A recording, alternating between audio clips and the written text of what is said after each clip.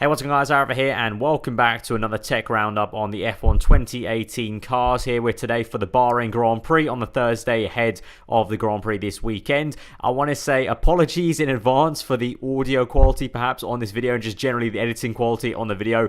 A little bit behind the scenes at the moment. I'm actually abroad in Italy on a holiday, but I am working on this holiday to bring you this video because obviously I couldn't make this video in advance. I have to obviously wait for the cars to actually rock up at Bahrain with their upgrades to try and do the video, and obviously there was a really good reaction to the one last time for the Australian Grand Prix, so I thought I'd try and make the effort and try and do this, but it's a very bodge job kind of thing. I'm using a portable microphone and my laptop to edit this, so yeah, just major apologies for the downgrading quality basically for this episode. From the next Grand Prix onwards, it'll be kind of back to normal like it was at the Australian Grand Prix, but let's try and get into this then. So first of all, we're going to start off with the Mercedes team. Obviously, Bahrain being, quite a, hot circuit, temperatures are very, very crucial around Bahrain. We saw this upgrade for Mercedes last year, but obviously they didn't turn up to Australia with this. But Bahrain, they've gone back to the kind of cooling slot they have at the top of the engine cover here. You can see here on Valtteri Bottas's car, just a slit opening to allow air out, out from the engine. Obviously, the engine housed directly below.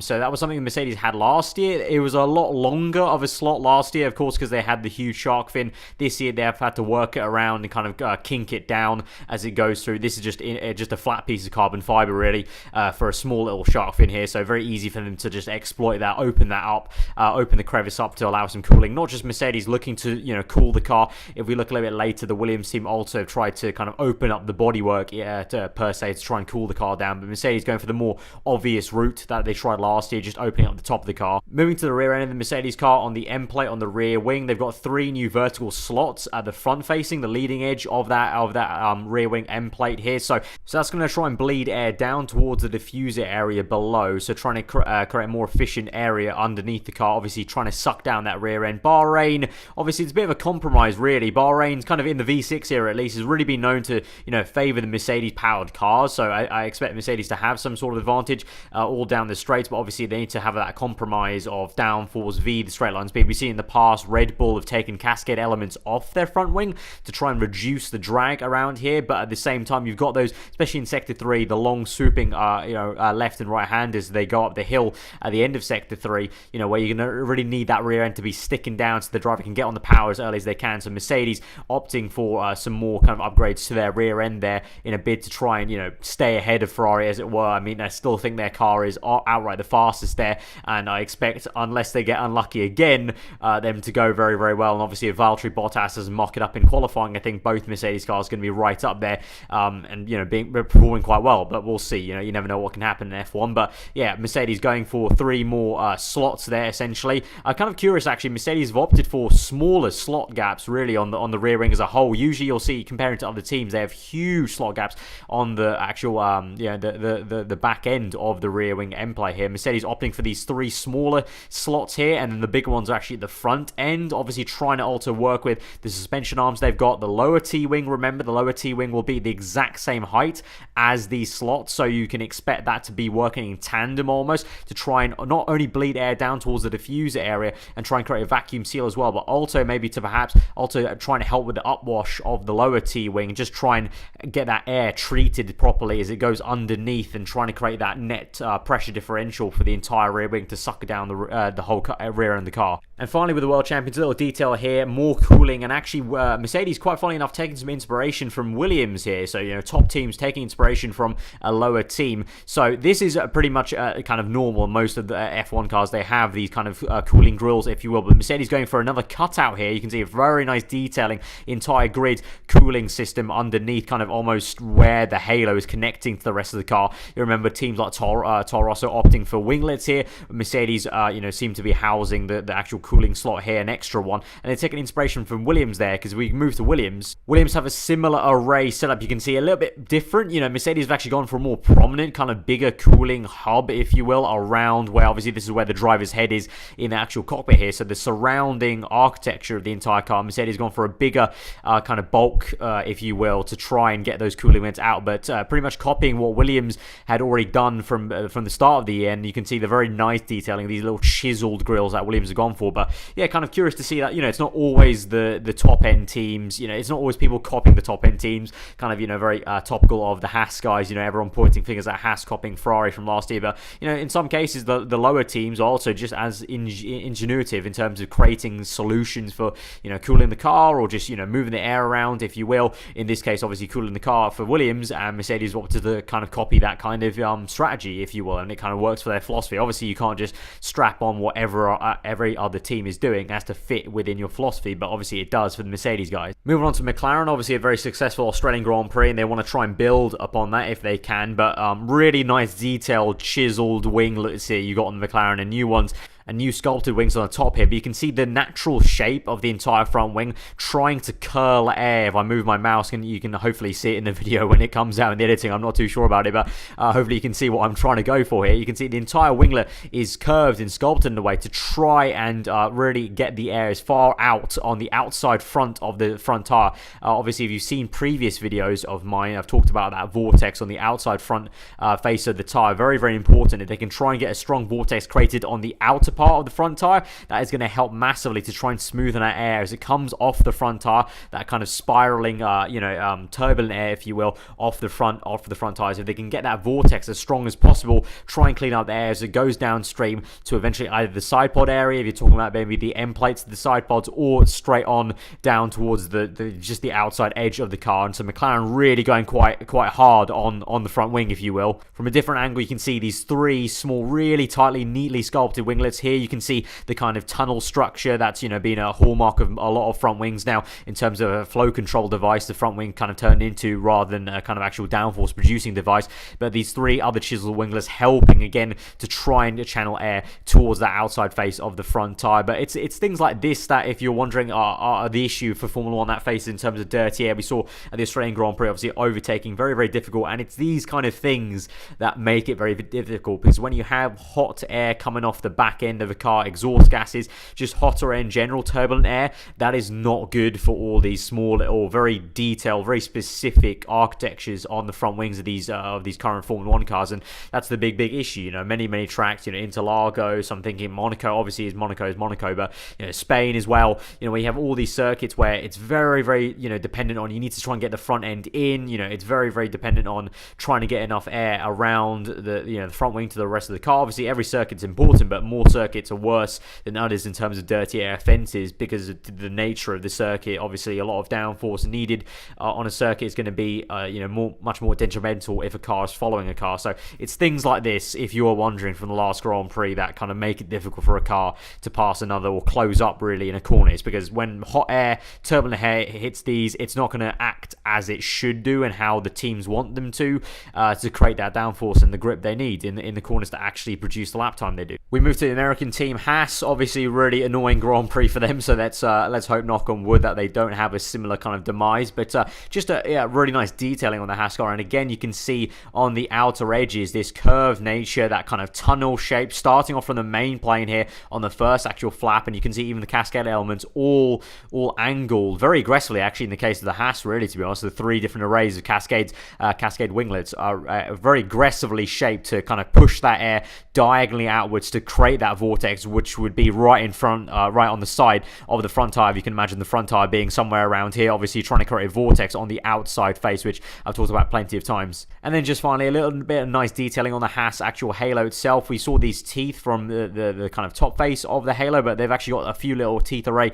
on the underside as well, where attached to an actual winglet. Obviously Toro Rosso really the champions of the kind of multiple winglets, trying to really exploit as much as they can on the halo itself. But these teeth essentially trying to create small little tip vortices. As soon as the air goes through, the vortex basically spirals out off the tip of the triangle. If you kind of looked at it from the other way, perpendicular, triangle vortex shaped teeth around the halo, trying to create small little vortexes to try and either move the air. In the case of, we've seen Renault try some very odd kind of winglets just underneath the actual roll hoop itself and the actual engine inlet itself, trying to either push air into that area or push it to the side, either side side, trying to get it down towards the top side of the side pod, eventually down towards the diffuser in the case of the McLaren team, really trying to, work that with all the winglets they've got and the very weird kind of rear suspension they've shaped. But Haas, one of the only few teams to really go with this multiple teeth array. Small note on Ferrari. Ferrari don't seem to have turned up, at least on Thursday. That's another thing, another caveat with this video. Obviously, I'm making it on Thursday. Unfortunately, there may just be,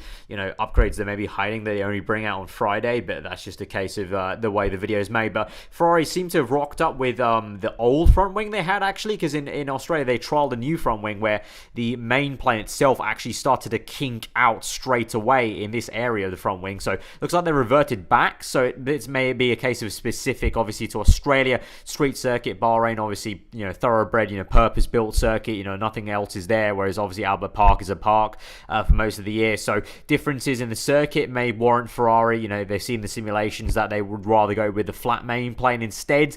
Also with the curved one, they actually had, I think they had more aggressive cascade elements as well, so a little bit more relaxed. And again, going back to that compromise between, we've seen in the past teams like Red Bull take off cascade elements off their front wing, so maybe Ferrari opting for this is maybe the front wing that produces less drag, so they're trying to make up for any kind of lack of power maybe in the Ferrari power unit compared to the Mercedes teams. And obviously traction's going to be traction out of the slow corners and then down the main straight is going to be important, so if they can cut the drag, and maybe this version of the front wings doing that versus the one they ran in Australia in the end, then that's why they would have changed it. But it looks like from the pictures they've rocked up with this flat main plane rather than the kinked one they actually ended up running in Australia after a few tests. Moving on to the Renault team, on the same topic of really cutting drag as well, they've cut a few cascade elements away on their front wing, and they've kind of cropped the main flaps, if you will, a lot more kind of you can see the kind of abrasive cut there, and then just the lack of appendages compared to the Australian Grand Prix spec. But you can see again that really nice shape, trying to get a vortex to the outside of the front tire,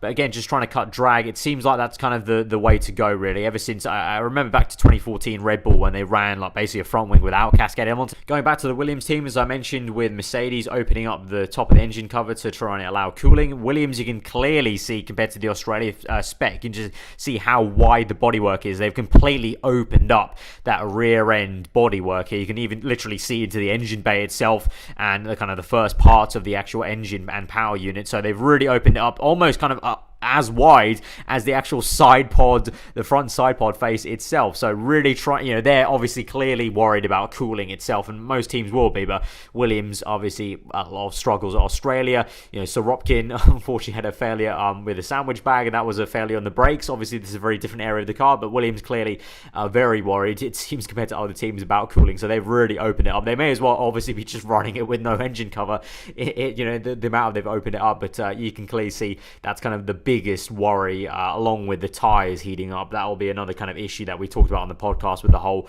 a lot of teams are bringing the softest compounded tire to this race, so I don't think Pirelli have chosen, well, personally, I don't think Pirelli have chosen the right tires again for the Bahrain Grand Prix, but heat obviously is going to be the number one priority. But you can see also, it's something I didn't mention, I don't think, at Australia as well, this little silver thing here, you can see attached to the actual rain light structure at the back here is a small little tiny kind of wing to try and push air. Obviously we've talked about the Renault teams, and specifically the Works Renault, angling the exhaust pipes at the maximum 5 degrees they can upwards to try and blow the rear wing, essentially. Teams like Williams, they've not angled their tailpipe like that at the maximum 5 degrees, but what they are trying to do is still trying to exploit that with this little winglet here. So any air you can imagine from the wastegate and the main exhaust pipe, any air that's going down obviously is going to get hit onto this small little wing, and that's going to get chucked up, and that's going to help the upwash then to the actual main plane, the rear wing, which you can't see in the photo obviously, but up above there. And so trying to also, again, the same kind of effect with Renault, trying to create that upwash, trying to create that net pressure differential. Williams opting for a different route. Obviously, the Works Renault is the kind of pioneer in the kind of blown rear wing. Obviously, it's not, we're not talking about major gains in time, but we're just talking little details here. And obviously, in Formula One, that makes a huge difference. So that's pretty much going to wrap up the tech roundup. I know maybe not a lot of the teams also covered here. I mean, the likes of Toro Rosso, we're talking about Toro Rosso. We haven't mentioned them in terms of aero. I don't know if they brought anything new, but actually, just on the caveat of their engine, obviously Gasly had to retire. They've kind of changed two different components: the MGU-H, I believe it is, and another component Gasly and Hartley's car. So straight away, obviously, after all the kind of good signs from testing of Honda not breaking down, not having a failure, kind of almost seems like the same old Honda. I said it on the podcast before, I've joked about it. I've talked about Honda, finessing McLaren. But at the end of the day, I think we all knew that Honda was still going to be struggling. And so they've replaced 2 different components on the car with upgrades, though, I believe. So it looks like they're kind of trying to half fix Gasly's, what the issue was for Gasly, but also bring in maybe planned updates they already had. But that's already 2 parts changed for them. Obviously, you're only allowed 3 different power unit components. So Honda already looking like it's going to be a sticky situation for them. And Toro Rosso are definitely probably going to have to think about tactical kind of maybe engine changes, power unit part changes. But yeah, that's been the tech roundup. Obviously, again, apologies for the audio quality, the editing quality. Not exactly the ideal thing, but I really did want to try and get this video out to you guys. Hope you can appreciate that whilst I'm here on holiday abroad. So trying to do this on my laptop. So guys, if you did enjoy it, be sure to smash that like button. Let me know what you thought in the comments below. Obviously, I definitely probably would have missed some stuff out. There might be some more stuff coming as I edit the video that comes out or on the Friday. But just the case in point of me making the video right now when I am. So yeah, there you go. But if you are new around here, do get subscribed for weekly Formula 1 content. I'll see you guys next time. Hope you enjoy the rest of your day. Goodbye.